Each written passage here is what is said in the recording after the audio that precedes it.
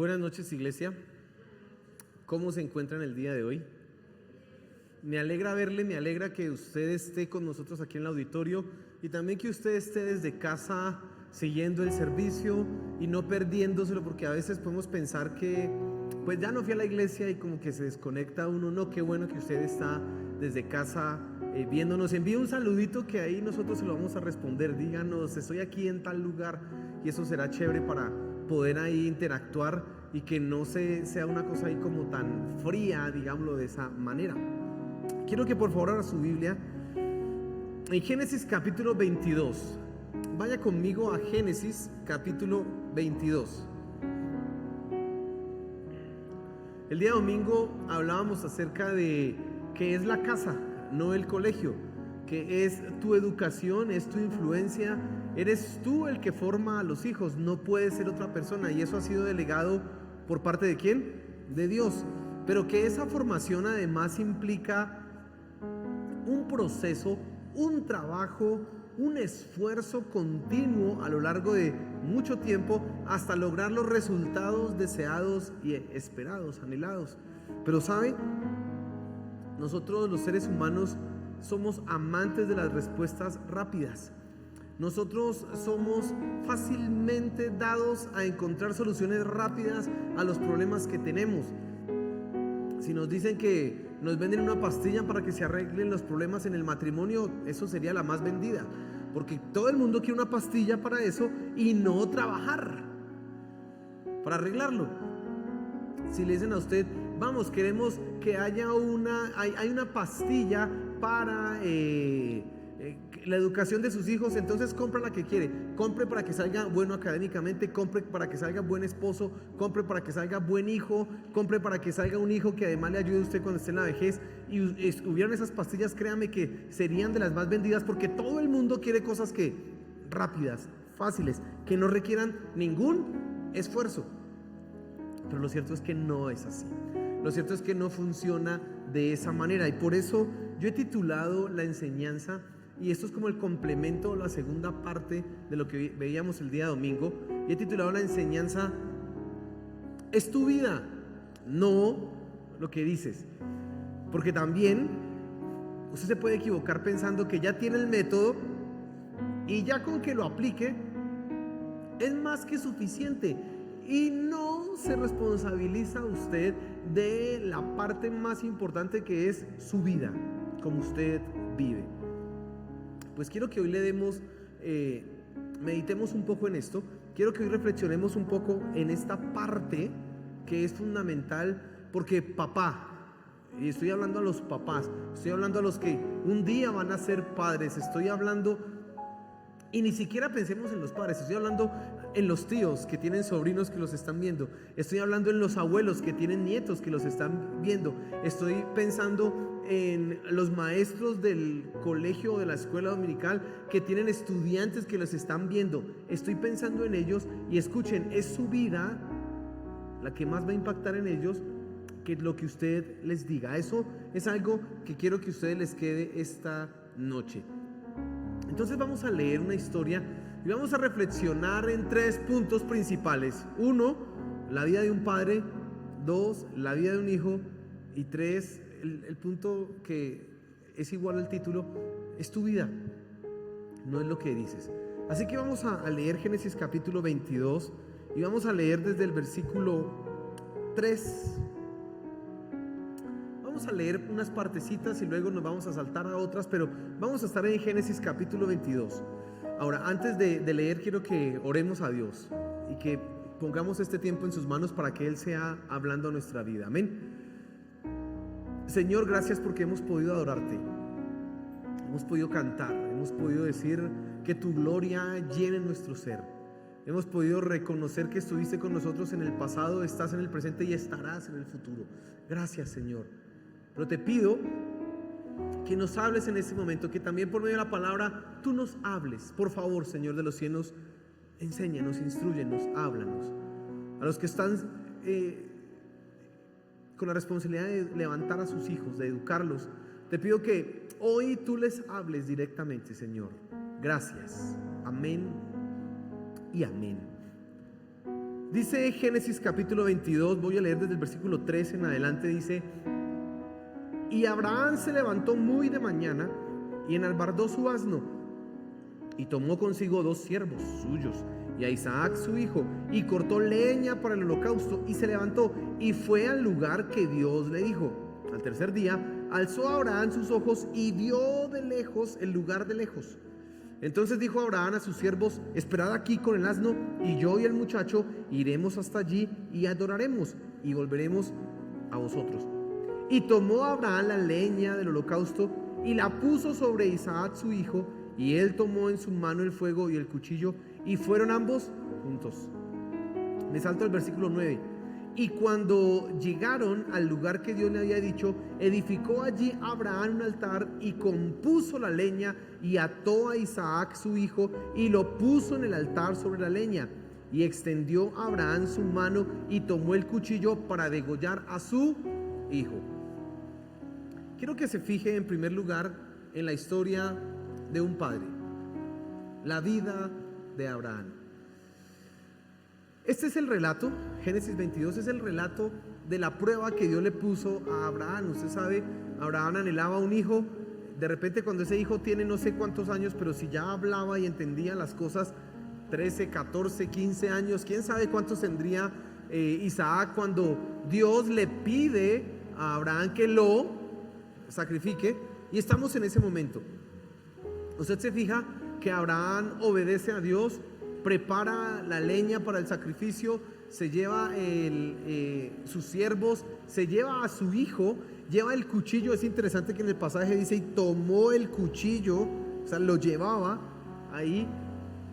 Pero en el versículo 9 leemos que versículo 6, dejó los siervos en un lugar y él subió al sitio del sacrificio. Estando en ese sitio, ¿qué hace Abraham? Prepara el altar. Quiero que piense usted en todas estas cosas. Él tiene que sacrificar a su hijo, pero aquí entonces él está preparando ¿qué? El altar, una piedra acá, otra piedra aquí, ajusta la madera, la organiza, amarra a su hijo, porque eso es lo que dice ahí el versículo 9, dice: y ató a Isaac su hijo y lo puso en el altar sobre la leña. Amarró a Isaac, no sé si adelante o atrás, como fuera, y lo puso encima de la leña, y ya tenía el cuchillo listo para sacrificarlo. Qué historia tan dura, qué historia tan fuerte, qué cosa tan complicada, que de repente usted ha estado orando porque algo se dé en su vida y ese algo ahora se lo están pidiendo. Pero la vida de Abraham no solo es la entrega de un hijo, sino que eso ha sido siempre. Si usted mira Génesis capítulo 12, no lo va a mirar, usted puede escribirlo ahí en sus notas o tenerlo aquí en mente. En Génesis capítulo 12, Dios le dice a Abraham: vete de tu tierra y de tu parentela, y vete a una tierra que yo te daré, y allí haré de ti una nación grande, y etcétera, etcétera, etcétera, etcétera. Desde el comienzo, Abraham está obedeciendo a Dios y entregando cosas para Dios. No es fácil ser extranjero. No es fácil dejar la tierra en la que uno creció, en la tierra en que uno se desarrolló, la tierra en donde está su familia, la tierra en que usted camina de noche y ya se conoce dónde están los huecos. Eso no es fácil dejarla para irse a vivir a un lugar donde no lo conocen, donde además es un extranjero y no tiene nada. Abraham dejó un lugar en donde su familia probablemente era importante para irse ahora a un lugar donde él era un errante que vivía en una tienda de arriba para abajo, de aquí para allá. Pero él dejó eso por obediencia ¿a quién? A Dios. Era más grande el deseo de Abraham de obedecer a Dios que el amor a su tierra. Pero profundicemos un poco. No es solo fácil, no es solamente difícil dejar la tierra, sino que también es difícil dejar la familia, los seres queridos. Vete de tu tierra y de tu parentela. Abraham deja su tierra, ahora deja su parentela, deja su familia, cercanas, su papá, sus hermanos, sobrinos, bueno, todas las cosas, bueno, se llevó un sobrino, pero lo demás lo dejó y todo se fue a un lugar donde, lejano, donde no iba a estar su familia, todo porque Abraham quería obedecer ¿a quién? A Dios. Yo quiero que tú te fijes en la característica de este padre. Un padre que deja su tierra por obedecer ¿a quién? A Dios. Un padre que deja su familia, ¿por qué? Por obedecer ¿a quién? A Dios. Y ahora lo más interesante es que, y que tenemos que reflexionar, para Abraham la fe no era solo un asunto de creer, era un asunto de obedecer. Y obedecer para Abraham significó dejar cosas. Abraham demostró que creía en Dios porque dejó ¿qué? Cosas. Dejó su tierra, dejó su parentela, tuvo un hijo, pero ya cometió una embarrada, tuvo un hijo, Isaac, usted sabe la historia. Y Dios le dijo, eche a Isaac. Abraham quería que Dios tuviera misericordia de Isaac. En algún momento le dice Abraham a Dios en oración, quiera Dios que Isaac pueda vivir delante de Jehová. Pero Jehová no tenía, Dios no tenía el deseo de bendecir a Ismael, como dije mal, ¿no? Bueno, perdón, usted que está poniendo atención está ahí atento. Dios no tenía el deseo de bendecir a Ismael, pero Abraham sí quería que Dios bendijera a quien, a Ismael. Por eso hace esa oración, que ojalá Ismael pueda vivir en la presencia de Dios. Y Dios le dice, échelo, que se vaya. ¿Qué hace Abraham? Pues va, mi hijo, tome, chao. Y se va Ismael. Para Abraham, para este papá, la obediencia a Dios era el sinónimo de la fe. Quiero que se fijen eso. Es un papá que está acostumbrado ¿a qué? A obedecer a Dios. Y la Biblia dice que Abraham creyó a Dios y eso le fue contado por justicia. Pero ¿cómo creyó Abraham a Dios cuando se fue de su tierra? ¿Cómo creyó Abraham a Dios cuando dejó su familia? ¿Cómo creyó Abraham a Dios cuando echó a Ismael y se quedó esperando la promesa? Y en el pasaje que estamos usted y yo leyendo, vemos una cosa más. Por encima del amor a su hijo, para Abraham está la obediencia ¿a quién? A Dios. Fíjese cómo Abraham ha hecho realidad el versículo del Señor Jesús. De cierto os digo que el que no aborrece a padre y madre, a esposa, a hijos o aún su propia vida no puede ser mi discípulo. ¿Qué hizo Abraham? Despreció su tierra, menospreció su familia, menospreció incluso a su hijo, todo por amor ¿a quién? A Dios. Cuando yo utilizo la palabra menospreció, no es que él no amara, simplemente es que él amaba más ¿a quién? A Dios, así de sencillo. Quiero que tú lo entiendas de esa manera y no te vayas a equivocar pensando que Abraham era una persona que no honraba a sus padres, o Abraham era una persona que no quería a sus hijos, o mal padre, era de razón, echó al otro por allá. No, no piense así. Simplemente para Abraham era más importante la obediencia ¿a quién? A Dios. Yo quiero hacerte una pregunta en este punto. Usted que tiene la responsabilidad de educar hijos, o usted que tiene la responsabilidad de influenciar a sus nietos o a sus sobrinos, etcétera, ¿puedes comparar tu fe con la fe de Abraham?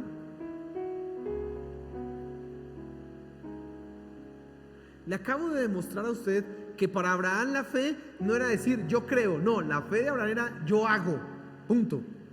Yo hago. Dios me dice que haga, yo lo hago. ¿Es doloroso? Uy, sí, pero yo lo hago. Esa era la fe de ¿quién? De Abraham. Un hombre que está dispuesto inclusive a renunciar a su hijo, al de la promesa. Mire, para que Abraham pueda llevar y sacrificar a Isaac, antes tuvo que pasar en su mente y en su corazón un proceso de renuncia y de muerte a Isaac. Isaac no se estaba muriendo en el momento que Abraham cogió el cuchillo. Isaac se había muerto desde el momento en que Dios le dijo a Abraham, sacrifícame a tu hijo. Desde ese momento Abraham dijo, uy, se murió Isaac, y vamos hijo. Y él simplemente iba a hacer algo que en su corazón ya había pasado. ¿Es tu fe así de radical?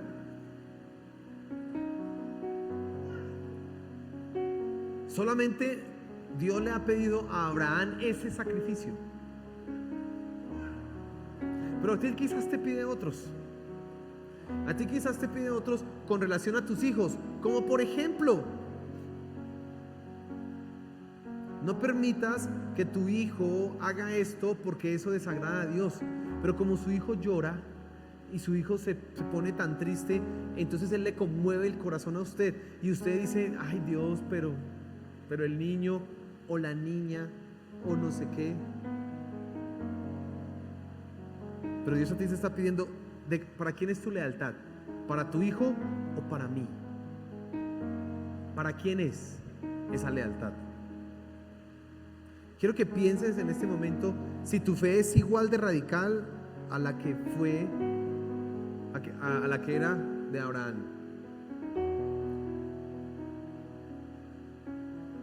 Yo he visto padres que han dejado inclusive la iglesia por sus hijos. Yo he visto padres que mientras sus hijos eran pequeños eran muy buenos cristianos, pero apenas sus hijos crecieron, les cambió la teología, les cambió la doctrina, les cambió el evangelio. Y no sé, ¿pero por qué? Por amor a sus hijos. No por amor a quién, a Dios, sino por amor a quién, a sus lindos hijos. Abraham parece que es un mal padre. Si uno lee esta historia desde un punto de vista psicológico o psiquiátrico, uno dice que Abraham es un fanático religioso que está muy loco, muy llevado. Porque ¿cómo va a ser capaz de coger a su hijo y hacer eso? Abraham es un loco. Pero Dios está viendo un hombre radical en su fe. ¿Eres tú igual? Eso es lo primero que quiero que tú te fijes. Lo segundo que tú te fijes es la vida de Isaac, la vida del hijo.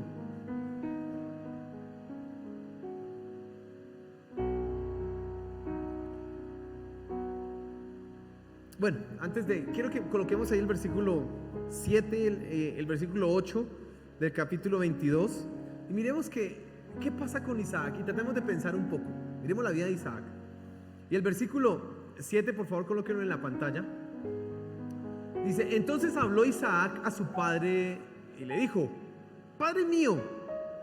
Y él respondió, heme aquí mi hijo. Y él dijo, he aquí el fuego y la leña, mas ¿dónde está el cordero para el holocausto? Isaac hace una pregunta interesante. Bueno, papá, vamos a hacer un sacrificio. Isaac ya había estado en los sacrificios que hacía su padre, así que él sabía que habían elementos. La leña, está todo para el sacrificio, pero falta el animal. ¿Y dónde está el sacrificio? Isaac por ningún lugar se imaginaba que era quién, él. Pero él le hace esa pregunta. Ahora imagínese, el siguiente versículo dice, y respondió Abraham, Dios se proveerá de cordero para el holocausto. Jehová Jireh, Dios proveerá. Ahí es donde surge esa palabra. Dios provee o Jehová provee. Pero piensa un poquitico en Isaac. Mi papá me lleva, vamos a adorar a Dios. Mi papá dice que un Dios le habla. Vamos para allá. Y mi papá dice que anoche escuchó una voz que le dijo que me sacrificara.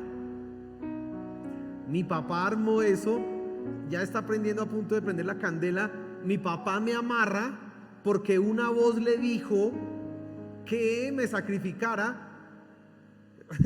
Piense usted en Isaac. Piense usted un poquito en la reacción que tiene Isaac.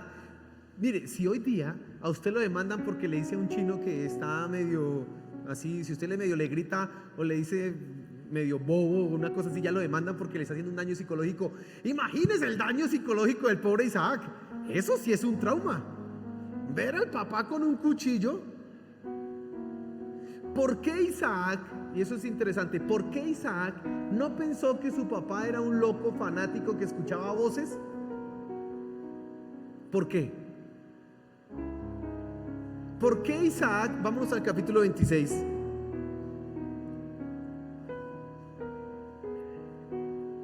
¿Por qué Isaac, después de que ha pasado todo esto, le sigue haciendo caso a ese Dios que mandó a su papá a que lo sacrificara? Miren lo que dice aquí. Voy a leer desde el versículo 1. Dice: después hubo hambre en la tierra, además de la primera hambre que hubo en los días de Abraham, y se fue Isaac a Abimelec, rey de los filisteos, en Gerar. Y se le apareció Jehová y le dijo: no desciendas a Egipto, habita en la tierra que yo te diré. Habita como forastero en esta tierra y estaré contigo y te bendeciré, porque a ti y a tu descendencia daré todas estas tierras y confirmaré el juramento que hice a Abraham tu padre. Multiplicaré tu descendencia como las estrellas del cielo y daré a tu descendencia todas estas tierras y todas las naciones de la tierra serán benditas en tu simiente. Por cuanto oyó Abraham mi voz y guardó mi precepto, mis mandamientos, mis estatutos y mis leyes. ¿Y qué hizo Isaac? Versículo 6. Habitó pues Isaac en Gerar. Isaac no se traumatizó. Usted no encuentra en el relato bíblico que Isaac le haya cogido rabia al papá. Viejito este chuchumeco, aparte de que bien que le quedó, va a hacer un milagro y me quiere antes matar. No, usted no ve eso. Usted no ve un resentimiento de Isaac contra Dios. Este era el momento para reclamárselo. Bueno, yo te hago, pero pues ¿me va a sacrificar o qué? Pues, ¿cómo es? Es que me la tiene aquí, ¿qué quiere hacer conmigo? No, usted ve a Isaac simplemente que obedece ¿a quién? A Dios. Es tan estable la vida de Isaac que no se dice mucho de él. Abraham, Isaac y después pasamos a Jacob, que no fue nada estable, pero Isaac fue muy estable. ¿Cómo? Es que Isaac logra seguir adelante. ¿Cómo es que la vida de ese padre influencia la vida de ese hijo a pesar de ese hecho tan traumático que es la entrega en un sacrificio? ¿Cómo es? ¿Por qué? ¿Por qué Isaac sigue adelante? ¿Sabes? Las acciones de Abraham, las acciones de su padre, llevaron a Isaac a confiar en Dios. ¿Sabe qué veía Isaac en su padre? Un hombre que, pues, de ninguna manera perfecto, pero sí sincero. Un hombre que amaba a Dios y que cometió errores, pero que estaba firme en lo que a Dios requería. Estaba firme en todo lo que a Dios se refería. Eso impactó. Isaac estaba viendo eso en la vida de su padre. No solamente vio a un fanático religioso, vio a un hombre que creía en un Dios verdadero y vio a un hombre que estuvo dispuesto a dar su vida por eso. Aún lo que más amaba estuvo dispuesto a darlo. Y Isaac vio eso en su padre. Y tengo que hacerte otra pregunta en este punto. ¿Qué ven tus hijos en ti? ¿Qué ven tus hijos en ti? ¿Sabe? A veces los hijos ven en sus padres solamente personas que dicen que aman a Dios y que Dios provee todo, pero están angustiados por la plata. Pero ellos dicen que Dios provee todo. ¿Qué cosa? No, Dios provee, pero la gente llorando por plata.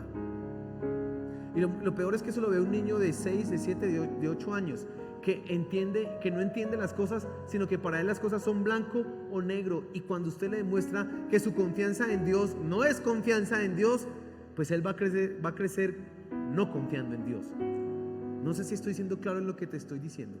Si lo que tus hijos ven en ti no se corresponde con lo que tú dices creer, ellos no van a creer. Isaac no ve un viejito loco, un viejito que escucha voces por una sencilla razón, porque él ve que su papá está dispuesto a dar su vida por eso. Por lo tanto, mi papá no es un hipócrita. Mi papá no solamente está dispuesto a entregar mi vida, sino que está dispuesto a hacer lo que sea por Dios, porque es verdadero. Así que no hay en la mente o en la consideración de Isaac, en su mente o en su corazón, esa idea de que ¿será que sí? ¿Será que no? No. Está él firme viendo lo que está haciendo su papá y él decide hacer lo que hace su padre. Obedecer a ese mismo Dios. ¿Qué ven los hijos en ti? Los hijos ven que tú le dedicas más tiempo a tu vida laboral que lo que le dedicas a buscar a Dios.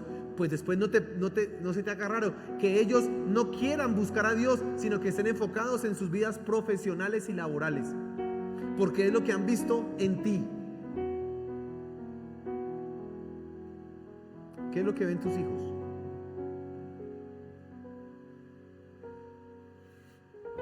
Y el tercer punto que quiero que tengamos esta noche, es ese precisamente, es tu vida, no lo que dices.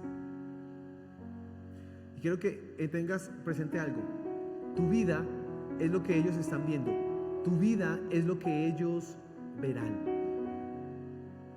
Es tu vida.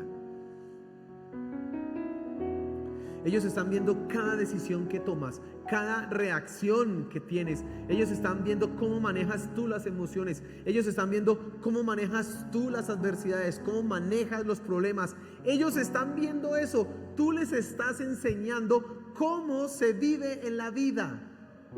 Y si dices ser cristiano, ellos evaluarán esas reacciones a la luz de lo que dices creer. Por eso cuando un papá que dice que es cristiano hace un negocio por allá de esos que no son cristianos, un negocio esos chuecos por allá raros, sus hijos están viendo y están pensando. Ellos no le dicen al papá, papá, ya no te quiero, papá, ya no te amo. Ellos van a decir, eso de la religión no es, eso no es verdad. Después ese mismo hijo va a hacer trampa en el examen en el colegio y usted va a decir, hijo, eso no es de Dios. Qué hipócrita que es usted si hace eso, porque usted mismo lo hace en otros ambientes, en otros ámbitos. Su hijo no se lo dice a usted. Bueno, hay unos hijos que sí son fronteros y le dicen al papá, pero si usted es un hipócrita, también, si usted hace lo mismo. Hay unos hijos que sí hacen eso. Qué bueno por ellos. Qué malo por lo que está pasando en el corazón, pero qué bueno para que le digan la verdad a sus padres que están siendo unos hipócritas. Porque tu vida es lo que están viendo tus hijos. Y más cuando tú te dices cristiano. Cuando tú te llamas cristiano, tus hijos están viendo lo que estás haciendo. Y ellos ven, mi papá cómo trata a mi mamá. Y él dice que es cristiano. Ellos no han leído la Biblia, pero ellos saben que hacer las cosas bien es de una manera. Ellos están viendo cómo tu esposa o mamá tratas a tu esposo, cómo tú tratas a los demás hijos. Ellos están evaluando todas estas cosas. Por lo tanto, papá, usted modela la vida que sus hijos van a imitar. Escuche eso. Usted modela la vida que sus hijos van a imitar. Primera de Pedro, y quiero que usted lo lea en casa, el capítulo 1, por allá a partir del versículo 13 dice algo que es interesante, dice más o menos así, palabras más, palabras menos. Vosotros como hijos obedientes, está hablando en la iglesia como hijos obedientes, entonces dice que deben alejarse del pecado, deben alejarse de todo ese mundo de pecaminosidad que hay en ellos, y dice, y si ustedes que invocan a Dios por Padre, fíjese que el apóstol Pedro está hablando de una relación de filial, una relación de padre a hijo. Dice, y si ustedes que invocan a Dios por Padre, pues deben imitarlo. Y ahí el apóstol Pedro se va a Levítico, dice, porque dice, sed santos porque yo soy santo. ¿Sabe qué está diciendo Pedro? Pedro está diciendo que los hijos de Dios debemos ser santos porque Dios es ¿qué? O sea, nuestro Padre es santo, yo tengo que ser ¿qué? Bueno, el mismo principio se aplica para la paternidad en casa. Si usted papá es santo, ¿su hijo qué debiera hacer? Si usted papá es pecador, ¿su hijo qué va a hacer? Entiéndalo, por favor, entiéndalo. Si usted es una persona inconstante, su hijo probablemente va a ser inconstante. Quiera Dios que haya un milagro y sale un hijo constante en medio de unos padres inconstantes. Sí, se da en sus casos, pero es tu responsabilidad ser lo que debes ser. Es tu responsabilidad.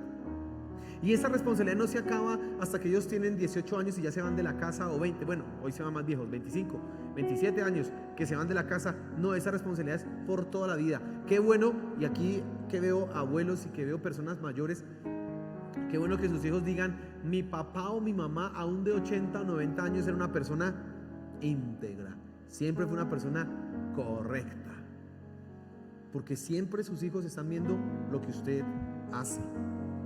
¿Y qué es lo que tú vas a modelar? Tú vas a modelar, por ejemplo, la manera en que manejas los conflictos, la manera en que tú manejas los problemas. Eso es lo que tus hijos están viendo. Tus hijos, tú vas a modelar en ellos la manera en que tú administras el dinero. Tú les estás enseñando a tus hijos cómo se debe administrar la plata. Tú le estás enseñando eso a tus hijos. Tú le estás enseñando a tus hijos cómo se debe adorar a Dios. Tú le enseñas a tus hijos cómo es que se debe reverenciar a Dios. Ellos lo están viendo. Tú le enseñas a tus hijos la manera de obedecer la voluntad de Dios. Fíjate en lo que tú estás modelando. Qué responsabilidad, ¿no? Los hijos son una bendición. Veíamos el día domingo. Herencia de Jehová son los hijos, pero son una gran responsabilidad, porque lo que tú eres es lo que va a impactar en la vida de ellos. Dígale al que está a su lado, lo que tú eres va a impactar en tus hijos. Dígale.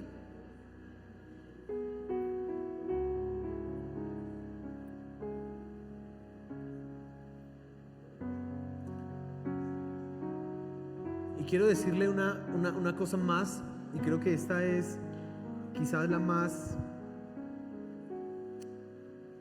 pues no la más importante, pero sí la más dura, podría ser, desde mi perspectiva. Papá, el testimonio de tu vida será el mejor, escucha esto, argumento para evangelizar a tus hijos.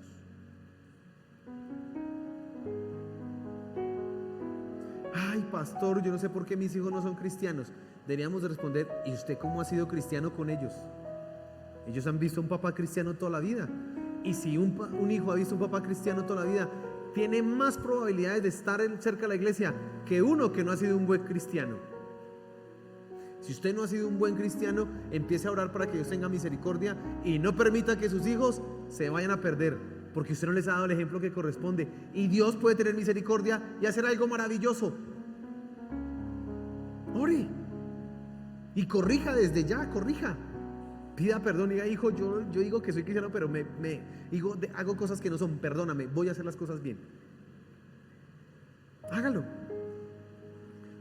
Y en este mismo sentido, escuche papá, tú eres el que hace verdadero y real, en cierto sentido, el evangelio para tus hijos. Escucha eso. Nosotros sabemos que el evangelio es verdadero, ¿cierto que sí? Que lo que dice la Biblia es verdad, ¿cierto que sí? Pero los papás son los que hacen en la vida de sus hijos el evangelio verdadero.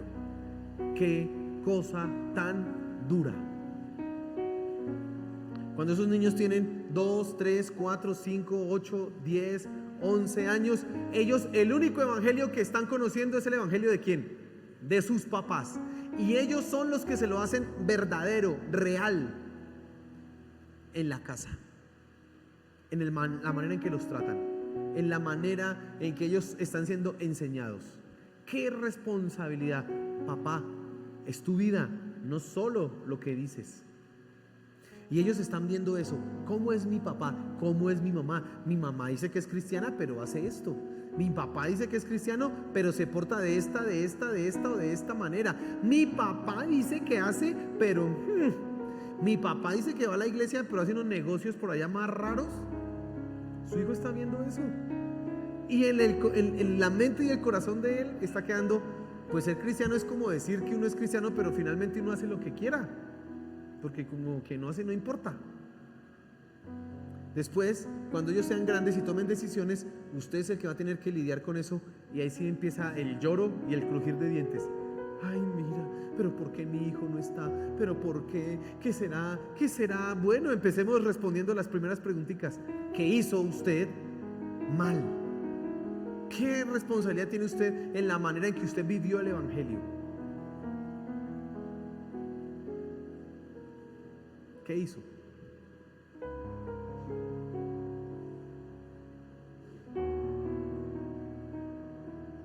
Tu papá haces el evangelio real en la vida de tus hijos. ¿Sabes qué dice Rick Warren? Rick Warren dice: aquello que vives es lo que realmente crees. Eso es una fe al estilo de Abraham. Lo que tú crees es lo que vives. Abraham dijo: yo creo en Dios, me voy a vivir por allá donde Él me diga.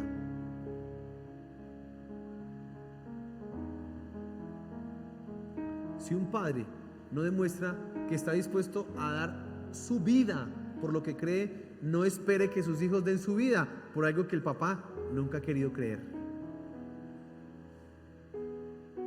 Usted, es su responsabilidad. O sea, pastor, que me toca ser perfecto. No, ¿quién dijo? Le toca saber manejar cuando comete pecados. Le toca saber arreglarlos. ¿Cómo así? No se haga el que no pasó nada, porque todo el mundo se dio cuenta.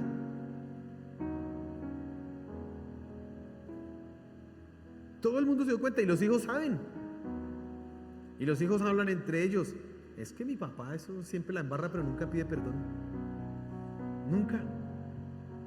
Los hijos hablan. No, es que mi mamá siempre dice que uno ame a Dios, pero no se lo dicen a usted en la cara, pero ellos sí lo están pensando. Entonces, cuando cometes un error, así como tuvo la valentía de cometerlo, tenga la valentía para: venga, muchachos, me equivoqué, perdónenme, por favor, no se excuse. Es que si ustedes no me hubieran sacado el mal genio, es que si ustedes no me hubieran hecho eso, es que bueno, yo pequé, pero es que también es que ya se la habían buscado. Eso es una muy buena excusa para seguir haciendo el mal. Y eso en realidad no es pedir perdón, es echarle la culpa al otro. Así que usted tiene que aprender a manejar las cosas que hace mal. Cuando se equivoca, ¿usted qué tiene que hacer? Pida perdón. Sí, perdónenme, yo me equivoqué, fallé. Una de las cosas que a mí más me impactó, yo recuerdo cuando estaba aprendiendo a manejar, entonces yo ya tenía el pase, pero pues eso uno no tiene la experiencia, ¿no? Y eso uno le da como tembleque. Yo recuerdo que me ponía a manejar con mi papá, y mi papá es tensionante, entonces mi papá me decía el carro y pues yo cogía esa cabrilla así con las dos manos. Y un día yo no sé qué hice y él se puso de mal genio y me trató fuerte. Y entonces yo reaccioné fuerte. Frené el carro y dije: no manejo más, y llévelo usted. Y ya. Llegamos a la casa y yo me acosté a dormir, estaba mal geniado.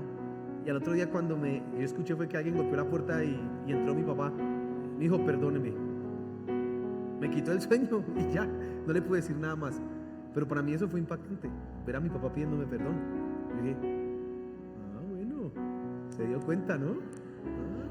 Se dio cuenta que la embarró. Porque a veces los papás no son capaces de decirle a su hijo: yo la embarré y nunca debí haberte dicho eso, o nunca debí haberte tratado así. Los papás a veces tienen orgullo, y no a veces, muchas veces. Y hay que saber pedir perdón. Eso no se le cae nada a uno, y en realidad esas cosas impactan, y tú tienes que aprender a manejar, porque te vas a equivocar. No todas las veces vas a tener la mejor respuesta, pero tienes que saber responder. Y una palabra de consuelo, antes de irnos, una palabra de consuelo. Usted puede hacer las cosas bien, vivir el evangelio, ser radical en su fe, y aún así su hijo tomó unas decisiones terribles. Bueno, ya son las decisiones de él, no es su culpa. ¿Estoy siendo claro? Usted quisiera que su hijo, es que no quiero que piense lo siguiente. Lo que estamos hablando acá no implica que su hijo no toma decisiones. Su hijo toma decisiones, va a tomar decisiones. Ore para que tome buenas decisiones. Pero no importa, escuche esto, si usted vive bien, su hijo va a tomar decisiones, sean buenas o sean ¿qué? Malas. Por eso usted va a encontrar papás re malos cristianos, con unos hijos que parecen casi ángeles. Uno dice: ese muchacho tan buen cristiano, porque él ha tomado la decisión de ¿qué? De seguir a Dios a pesar del terrible ejemplo de sus padres. Lamentablemente la estadística sí demuestra que el mal ejemplo de los padres afecta terriblemente a quienes, a los hijos, pero hay un porcentaje de ellos que ven el ejemplo de sus padres y dicen: no, yo sigo adelante, yo quiero hacer las cosas bien. Igual sucede de la manera en el sentido inverso, al contrario. Un papá puede hacer las cosas muy bien y su hijo tomar unas decisiones que terribles. Ser radical en su fe, hacer las cosas bien, y su hijo tomar decisiones tendientes al pecado. Tranquilo, papá, ese hijo ya tomará decisiones, pero usted va a poder decir: yo libro mis manos de la sangre ¿de quién? De mi hijo, porque hice lo que tenía que hacer. Amén. Y esa es tu responsabilidad, padre. ese hijo un día va a tomar decisiones como yo tuve que tomarlas. Gracias a Dios, Él me guió y aquí estamos. Pero pude haber tomado otras decisiones y no le podía echar la culpa a mi papá, porque qué mal ejemplo pudo haberme dado mi papá, qué mal ejemplo pudo haberme dado mi mamá. No, pero aquí estamos, gracias a Dios. Y le puedo asegurar que si usted hace las cosas bien, Dios es fiel y va a llevar a sus hijos adelante. Pero tranquilo, tenga consuelo, que hay un tiempo para cada cosa. Y puede que su hijo hoy se vea terrible y se vea así, uy, esta cosa que Dios mío, ¿qué pasó acá con esto? No se ve como un ángel, sino más bien como un ángel caído. ¿Qué hacemos acá? Tranquilo, Dios puede hacer un milagro en un momento determinado, pero lo que tú vives y la manera en que tú lo vives va a impactar en la vida de ese hijo. Amén. Y es lo que no puedes olvidar, es tu vida, no lo que dices. Así que, como para ir concluyendo en esto, lo siguiente: 1, los hijos son un regalo ¿de quién? De Dios. Y usted debe criarlos con Dios y en el modelo de Dios, a la manera de Dios. ¿Estamos claros? Debe tener disciplina y además siempre estar amonestando. Eso lo vimos el domingo. Disciplina, límites, responsabilidades, amonestaciones, enseñanza, todos los días, en todo tiempo, en todo momento. Y además le agregamos hoy el otro ingrediente: mi ejemplo. Papá es con el ejemplo. Esas 3 cosas, si lo resumimos, es así: Dios, disciplina, amonestación y ejemplo. Dios, disciplina, amonestación y ejemplo. Eso es lo que tú tienes que hacer con tus hijos y Dios te va a bendecir. Amén. Póngase en pie, por favor.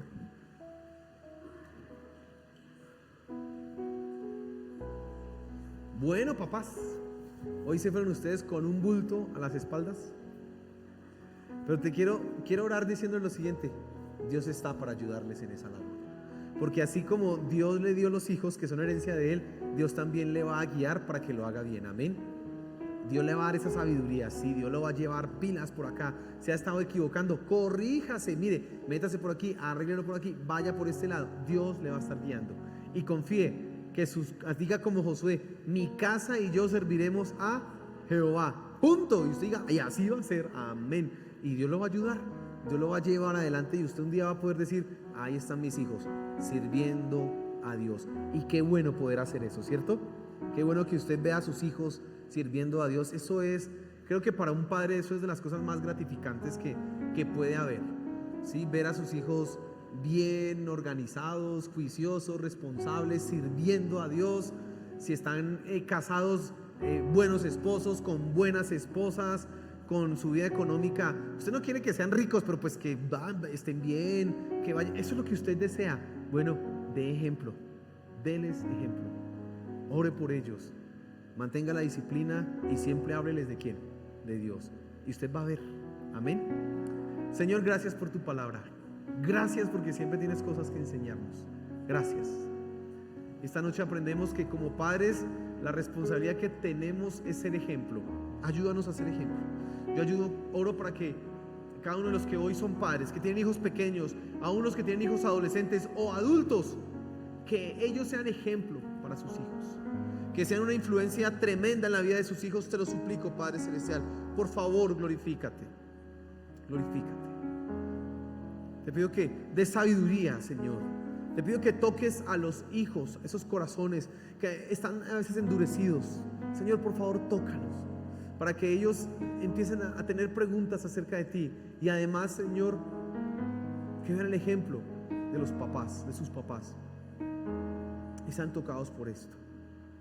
Señor, gracias por tu palabra. Gracias Espíritu Santo, porque tú estás con nosotros y nos ayuda en estas tareas que parecen imposibles si es en nuestras fuerzas, pero como estamos contigo, sabemos que somos más que vencedores. Gracias, Señor de los cielos. Gracias, Padre Celestial. Amén y amén. Y dale un fuerte aplauso a nuestro Señor.